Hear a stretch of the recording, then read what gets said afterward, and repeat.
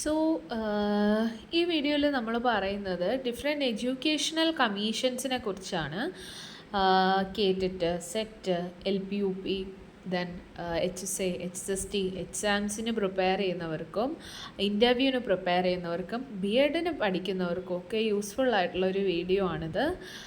ഇതിൽ ശരിക്കും പറഞ്ഞാൽ വളരെ ഡീറ്റെയിൽ ആയിട്ട് നമ്മൾ ഓരോ കമ്മീഷനും എടുത്ത് വളരെ ഡീറ്റെയിൽ ആയിട്ട് അതിനെ പരിശോധിക്കുന്നില്ല. പകരം പ്രീ ഇൻഡിപെൻഡൻസ് എറയിലും പോസ്റ്റ് ഇൻഡിപെൻഡൻസ് എറയിലുള്ള ഡിഫറെൻറ്റ് കമ്മീഷൻസിനെ കുറിച്ച് വളരെ ഇമ്പോർട്ടൻ്റ് ആയിട്ടുള്ള പോയിൻറ്റ്സ് മാത്രം, വളരെ ചുരുക്കത്തിലുള്ള പോയിൻറ്റ്സ് മാത്രമായിട്ടാണ് ഉൾപ്പെടുത്തിയിരിക്കുന്നത്.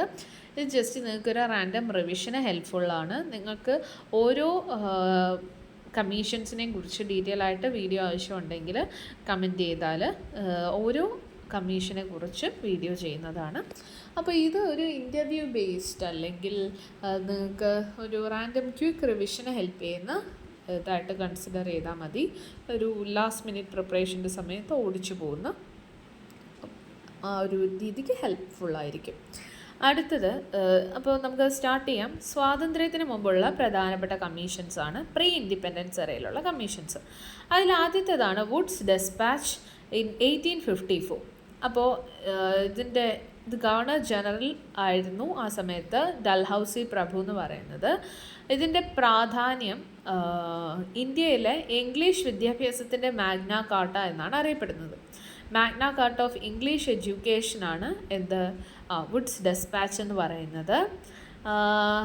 ഇനി ഇതിൻ്റെ ഒരു പ്രത്യേകത, ഇതിലെ പ്രധാനപ്പെട്ട നിർദ്ദേശങ്ങൾ എന്തൊക്കെയാണെന്ന് ചോദിച്ചാൽ, എല്ലാ പ്രവിശ്യകളിലും പൊതുവിദ്യാഭ്യാസ വകുപ്പുകൾ സ്ഥാപിക്കാൻ നിർദ്ദേശിച്ചു. ഇവരുടെ ബ്രിട്ടീഷ് പ്രവിശ്യകളായിരുന്നല്ലോ ഇന്ത്യയിലെ പല ഭാഗങ്ങളും, അല്ലെങ്കിൽ ഇന്ത്യയെ മുഴുവനായിട്ടും ബ്രിട്ടീഷിൻ്റെ പല പ്രവിശ്യകളായിട്ട് തിരിച്ചിരുന്നു. അപ്പോൾ ഈ പ്രവിശ്യകളിലൊക്കെ പൊതുവിദ്യാഭ്യാസ വകുപ്പുകൾ സ്ഥാപിക്കാൻ നിർദ്ദേശിച്ചു. ലണ്ടൻ സർവകലാശാലയുടെ മാതൃകയിൽ കൽക്കട്ട, ബോംബെ, മദ്രാസ് എന്നിവിടങ്ങളിൽ സർവകലാശാലകൾ സ്ഥാപിക്കാൻ ശുപാർശ ചെയ്തു. സ്കൂൾ തലത്തിൽ മാതൃഭാഷയും ഉന്നത വിദ്യാഭ്യാസത്തിന് ഇംഗ്ലീഷും പ്രബോധന മാധ്യമമാക്കാൻ ആവശ്യപ്പെട്ടു. ഇനി ഹണ്ടർ കമ്മീഷൻ 1882 ഇതിൻ്റെ ചെയർമാൻ അല്ലെങ്കിൽ വൈസ്രോയി ആയിരുന്ന സർ വില്യം ഹണ്ടർ അല്ലെങ്കിൽ റിപ്പൺ പ്രഭു ആയിരുന്നു. ഈ ഒരു സമയത്ത് chairman sir William Hunter, viceroy Ripon പ്രഭു ആയിരുന്നു.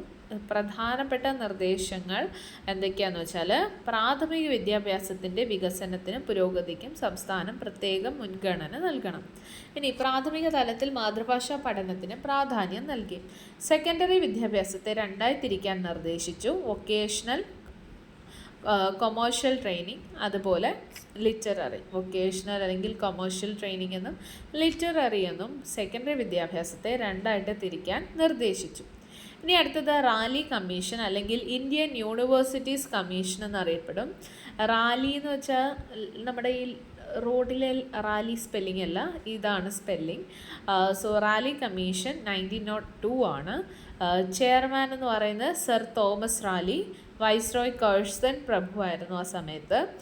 പ്രധാനപ്പെട്ട നിർദ്ദേശങ്ങൾ എന്തെന്ന് വെച്ചാൽ, നിലവിലുള്ള സർവകലാശാലകളുടെ അവസ്ഥയും ഭാവി സാധ്യതകളും പഠിക്കാൻ മാത്രമായി നിയോഗിക്കപ്പെട്ടു. ഈ കമ്മീഷൻ്റെ ശുപാർശ പ്രകാരമാണ് 1904 ഇന്ത്യൻ യൂണിവേഴ്സിറ്റീസ് ആക്ട് നിലവിൽ വന്നത്. ഇത് ഉന്നത വിദ്യാഭ്യാസത്തെ കർശനമായ സർക്കാർ നിയന്ത്രണത്തിൽ ആക്കി. അടുത്താണ് സാൾഡർ കമ്മീഷൻ അല്ലെങ്കിൽ കൽക്കട്ട യൂണിവേഴ്സിറ്റി കമ്മീഷൻ എന്ന് പറയുന്നത് 1917. ചെയർമാൻ അല്ലെങ്കിൽ വൈസ്രോയ് എന്ന് പറയുന്നത് ഡോക്ടർ മൈക്കിൾ സാഡ്ലർ ആയിരുന്നു. ചെംസ്ഫോർഡ് പ്രഭു ആയിരുന്നു, ചെയർമാൻ എന്ന് പറയുന്നത് ഡോക്ടർ മൈക്കിൾ സാഡ്ലറും വൈസ്രോയ് എന്ന് പറയുന്നത് ചെംസ്ഫോർഡ് പ്രഭുവുമായിരുന്നു.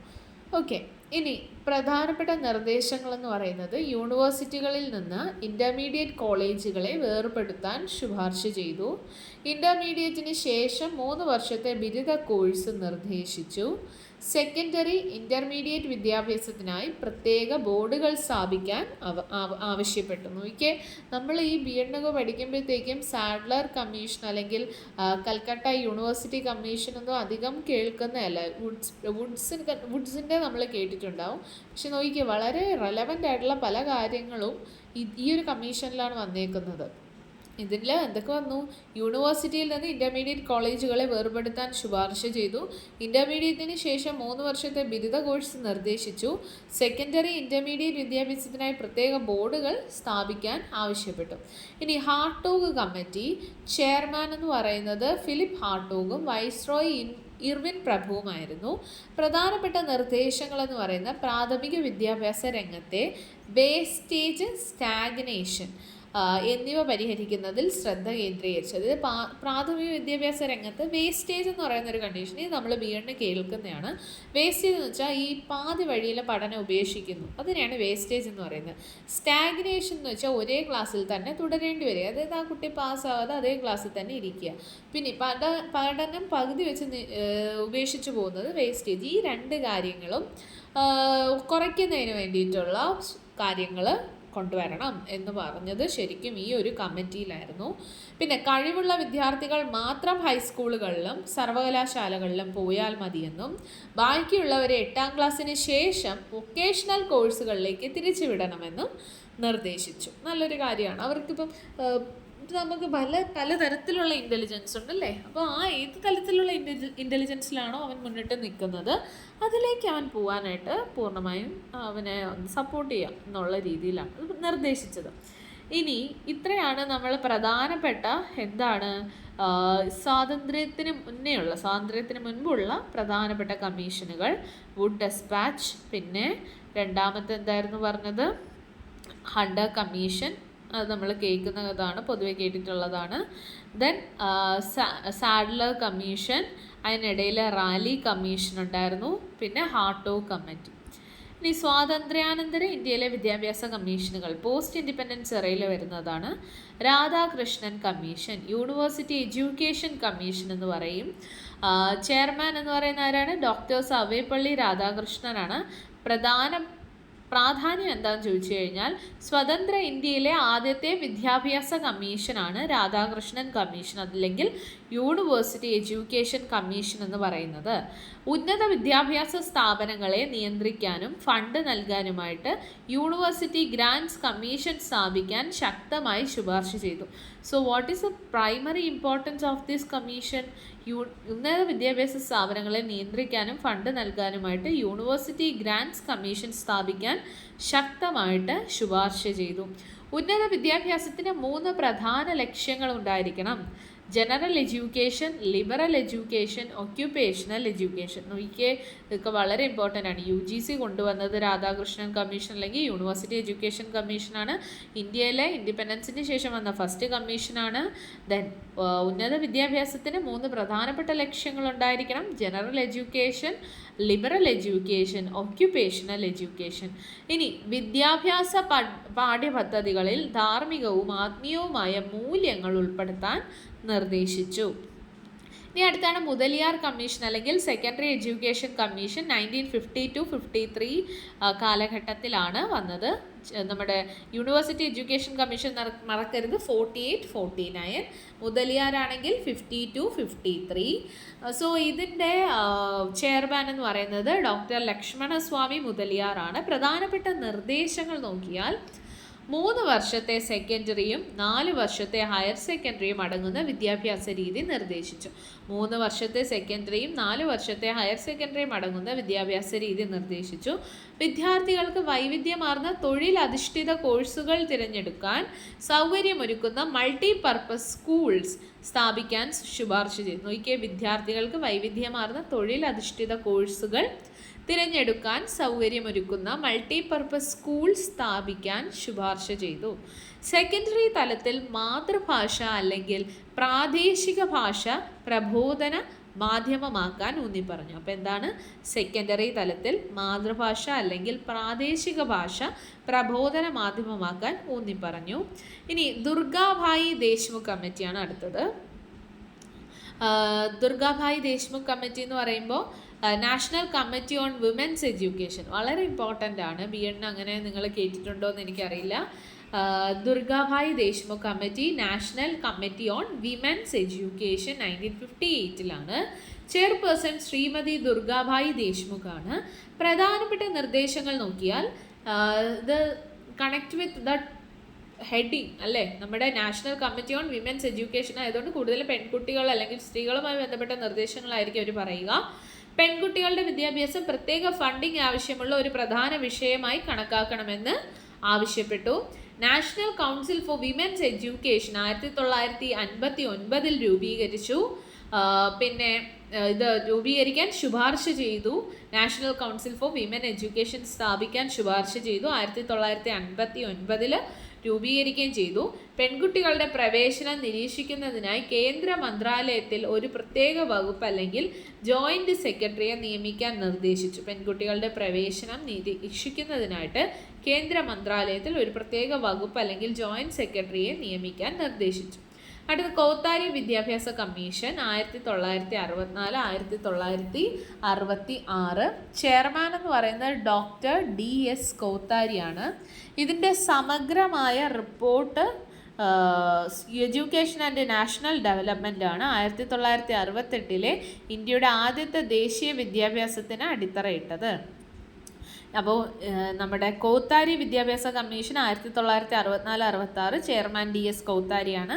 സോ ഈ ഒരു കമ്മീഷൻ്റെ സമഗ്രമായ റിപ്പോർട്ടായ എഡ്യൂക്കേഷൻ ആൻഡ് നാഷണൽ ഡെവലപ്മെൻറ്റ്, വിദ്യാഭ്യാസവും ദേശീയ വികസനവുമാണ് 1968 ഇന്ത്യയുടെ ആദ്യത്തെ ദേശീയ വിദ്യാഭ്യാസ നയം, അതായത് നാഷണൽ പോളിസി ഓൺ എഡ്യൂക്കേഷന് അടിത്തറയിട്ടത്. പ്രധാനപ്പെട്ട നിർദ്ദേശങ്ങൾ എന്തായിരുന്നു? രാജ്യവ്യാപകമായിട്ട് ഒരുപോലെയുള്ള 10+2+3 വിദ്യാഭ്യാസ രീതി നിർദ്ദേശിച്ചു. സ്കൂളിൽ ത്രിഭാഷാ പദ്ധതി നടപ്പിലാക്കാൻ ശുപാർശ ചെയ്തു. 3 ലാംഗ്വേജ് ഫോർമുല, സാമൂഹിക അസമത്വങ്ങൾ ഇല്ലാതാക്കാനും എല്ലാവർക്കും തുല്യമായ അവസരം ഉറപ്പാക്കാനുമായി കോമൺ സ്കൂൾ സിസ്റ്റം മുന്നോട്ട് വെച്ചു. സ്കൂൾ വിദ്യാഭ്യാസത്തിൻ്റെ ആദ്യത്തെ 10 വർഷങ്ങളിൽ ശാസ്ത്രവും ഗണിതവും നിർബന്ധിത വിഷയങ്ങളാക്കി. ദേശീയ GDPയുടെ കുറഞ്ഞത് 6% പൊതുവിദ്യാഭ്യാസത്തിനായിട്ട് മാറ്റിവെക്കണമെന്ന് ആവശ്യപ്പെട്ടു. അപ്പോൾ ഇതൊക്കെയാണ് പ്രധാനപ്പെട്ട കാര്യങ്ങൾ, ഒന്ന് ശ്രദ്ധിച്ച്. ഇത് വളരെ ഇമ്പോർട്ടൻ്റ് ആണ്. കോത്താരി കമ്മീഷൻ 1964, ഇതിൻ്റെ റിപ്പോർട്ടാണ് എഡ്യൂക്കേഷൻ ആൻഡ് നാഷണൽ ഡെവലപ്മെൻറ്റ്. ഇതിൻ്റെ ഫലമായിട്ടാണ് ഫസ്റ്റ് NPE വന്നത്. 10+2+3 വിദ്യാഭ്യാസ രീതി നിർദ്ദേശിച്ചു. 3 ലാംഗ്വേജ് ഫോർമുല നിർദ്ദേശിച്ചു. കോമൺ സ്കൂൾ സിസ്റ്റം നിർദ്ദേശിച്ചു. പിന്നെ അതേപോലെ തന്നെ ശാസ്ത്രവും ഗണിതവും നിർബന്ധിത വിഷയങ്ങളാക്കി. GDPയുടെ 6% പൊതുവിദ്യാഭ്യാസത്തിനായിട്ട് മാറ്റിവെക്കണമെന്ന് ആവശ്യപ്പെട്ടു. അടുത്തതാണ് യശ്പാൽ കമ്മിറ്റി. ചെയർമാൻ പ്രൊഫസർ യശ്പാലാണ്. പ്രധാന നിർദ്ദേശങ്ങൾ ഭാരമില്ലാത്ത പഠനം എന്നതായിരുന്നു. ഓക്കെ, ലേണിംഗ് വിത്തൗട്ട് ബർഡൻ, അതായത് ഈ എല്ലാം ഇങ്ങനെ മനഃപ്പാഠമാക്കുന്ന രീതിയെയും അമിതമായ പുസ്തക ഭാരത്തെയും കഠിനമായിട്ട് വിമർശിച്ചു.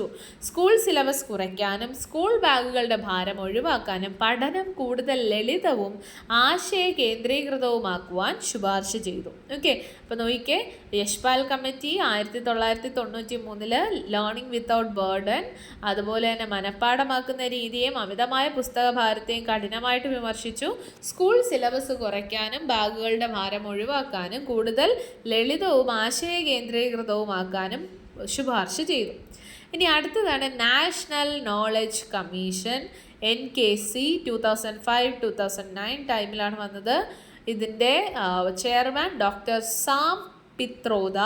പ്രധാനപ്പെട്ട നിർദ്ദേശങ്ങൾ ഇന്ത്യയെ ഒരു അറിവധിഷ്ഠിത സമ്പദ് വ്യവസ്ഥയാക്കി മാറ്റുന്നതിൽ ശ്രദ്ധ കേന്ദ്രീകരിച്ചു. അതായത് ഇന്ത്യയെ ഒരു അറിവധിഷ്ഠിത സമ്പദ് വ്യവസ്ഥ, നോളജ് എക്കോണമി ആക്കി മാറ്റുന്നതിൽ ശ്രദ്ധ കേന്ദ്രീകരിച്ചു. സർവകലാശാലകളുടെ എണ്ണം കൂട്ടുക, ഡിജിറ്റൽ കണക്ടിവിറ്റി വർദ്ധിപ്പിക്കുക, ഓപ്പൺ ആക്സസ് റിസോഴ്സുകൾ പ്രോത്സാഹിപ്പിക്കുക എന്നിവ വഴി ഉന്നത വിദ്യാഭ്യാസ രംഗത്ത് വലിയ മാറ്റങ്ങൾ നിർദ്ദേശിച്ചു. ഓക്കെ, നാഷണൽ നോളജ് മിഷനൊക്കെ നിങ്ങൾ കേട്ടിട്ടുണ്ടോ? സോ അതിൻ്റെ ചെയർമാനാണ് ഡോക്ടർ സാം പിത്രോദ. സോ ഈ വീഡിയോ നിങ്ങൾക്ക് എവിടെയെങ്കിലും ഉറപ്പായും യൂസ്ഫുൾ ആവും. നിങ്ങളുടെ എക്സാമിനോ ഇൻ്റർവ്യൂവിനോ അല്ലെങ്കിൽ നിങ്ങൾക്ക് നിങ്ങളുടെ കുട്ടികളെ പഠിപ്പിക്കുമ്പോഴോ ഒക്കെ ഇത് യൂസ്ഫുൾ ആവും. താങ്ക്